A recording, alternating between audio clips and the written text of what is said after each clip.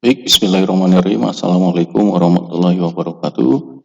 Untuk pertemuan sekarang kita akan membahas mengenai transformasi geometri dua dimensi. Adapun beberapa bahasan pada pertemuan ini yaitu yang pertama mengenai matrik dan transformasi geometri. Terus juga ada translasi. Jadi untuk kita melakukan transformasi geometri itu ada beberapa hal yang perlu diperhatikan. Salah satu yaitu dengan menggunakan matrik ya. Terus yang kedua yaitu mengenai translasi, yang ketiga itu rotasi, yang keempat menggunakan skala ya. Terus yang kelima kita akan membahas mengenai koordinat homogen. Yang keenam transformasi gabungan. Yang ketujuh transformasi lainnya selain translasi, rotasi, dan skala ya. Pada umumnya ketika kita akan melakukan translasi maka dibutuhkan suatu matrik ya untuk merepresentasikannya. Misalkan kita memiliki beberapa matrik ya. Nah, misalnya kita punya matrik M ya, mana M ini biasa kan kalau matrik itu membacanya adalah baris ya pada kolom gitu ya.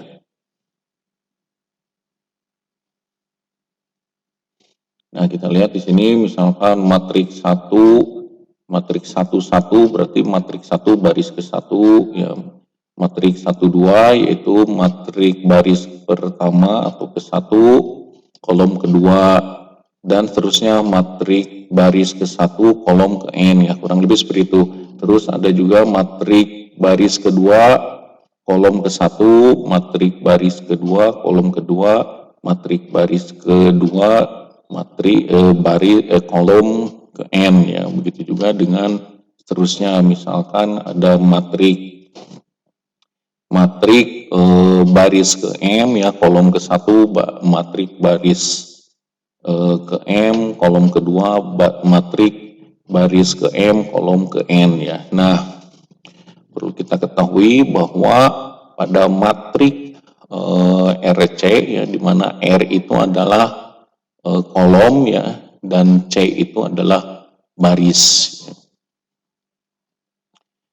Nah, suatu vektor maka akan direpresentasikan sebagai matriks kolom ya.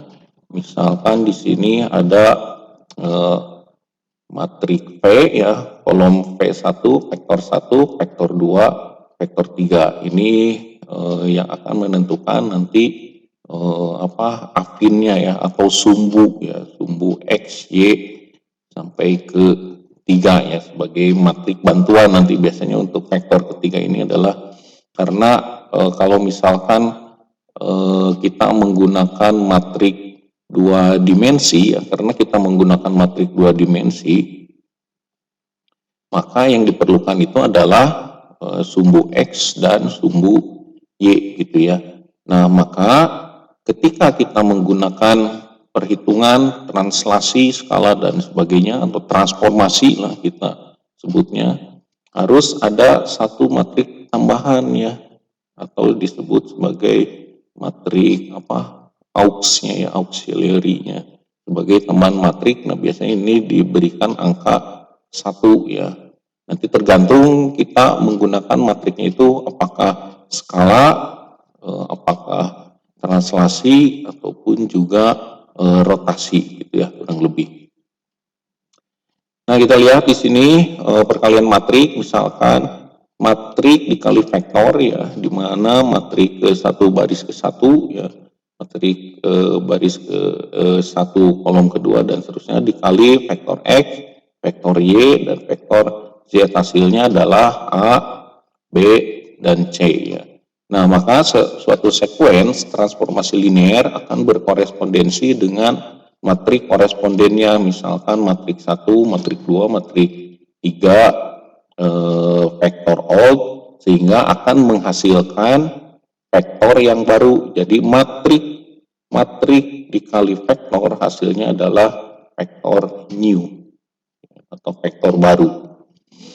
Nah, di mana vektor ini hasil di sisi kanan dipengaruhi matriks transformasi linier ya dan vektor awal. Jadi suatu transformasi linier ini akan memetakan suatu vektor ke vektor lain, lalu akan menyimpan suatu kombinasi linier ya. Nah, yang pertama kita lihat di sini adalah merupakan transformasi dengan menggunakan translasi ya, di mana translasi ini merupakan suatu pergerakan ya atau perpindahan atau pergeseran ya semua titik ya. Jadi semua titik itu digeserkan dari objek pada suatu jalur lurus sehingga menempati posisi baru. Lalu jalur yang direpresentasikan oleh vektor disebut translasi atau vektor geser ya. Maka pergeseran itu dapat ditulis, ini kita memiliki A, B ya, matrik A, B, C, D ya, dikali vektor, ini matriknya, ini vektornya, vektor X dan Y. Hasilnya adalah vektor X aksen dan vektor Y aksen ya. Kita lihat di sini contohnya. Nah, karena untuk mentranslasikan ini matriknya harus dibuat, kalau ini kan contohnya 2 kali 2 ya. Nah, kalau misalnya kita mau dihitung ya untuk supaya akan memudahkan, maka rumusnya ini harus dibuat dalam matrik 3 kali 3 ya. Nah, di sini translasi tadi kan A, B, C, D ya. Jadi kalau translasi itu ini posisi satunya ini ke sini nih. Nah, ya kurang lebih seperti itu.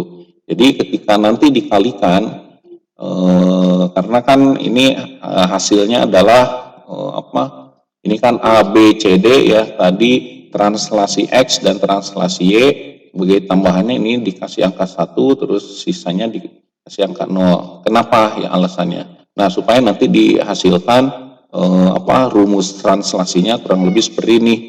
Nah, 1 kan baris ya kali kolom, 1 dikali X ya, hasilnya adalah X.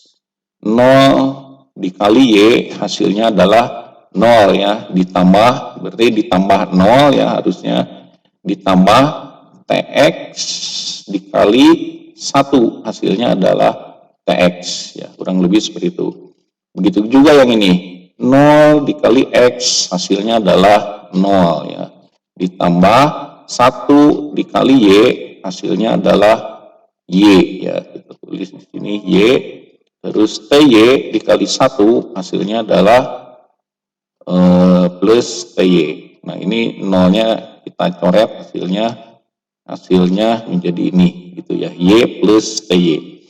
Terus lanjut lagi, 0 dikali X hasilnya adalah 0 ya. Terus 0 dikali Y hasilnya adalah 0, ditambah 0, 1 dikali 1 hasilnya adalah 1 ya. Sehingga didapat hasilnya adalah 1. Sehingga diperoleh X ditambah TX ya untuk matriknya, Y ditambah TY ya, terus 1. Nah, kurang lebih nanti kalau misalkan TX-nya kita dikasih angka 2 ya, dan TY-nya 1, berarti translasi untuk titik X ini sebesar 2 ya. Ini kan asal posisi di sini ya, 2 berarti 2 ditambah 2 hasilnya X-nya kan ini 2 ya. Ini 2 ditambah 2 ya, TX-nya ditambah 2 hasilnya 4, 1, 2, 3, 4. Nah, ini posisinya di 4 ya, sama dengan 4. Begitu juga dengan TY ya. Ini Y awal kan ya, Y awalnya adalah 1 ya, ini 1. Y awalnya 1 ya, ditambah TY-nya 1 hasilnya adalah 2. Terus di sini Y-nya 1, 2, kurang lebih seperti ini. Nah, ini jadi posisinya ada di X-nya sama dengan 4 dan Y-nya sama dengan 2 gitu ya, kurang lebih untuk yang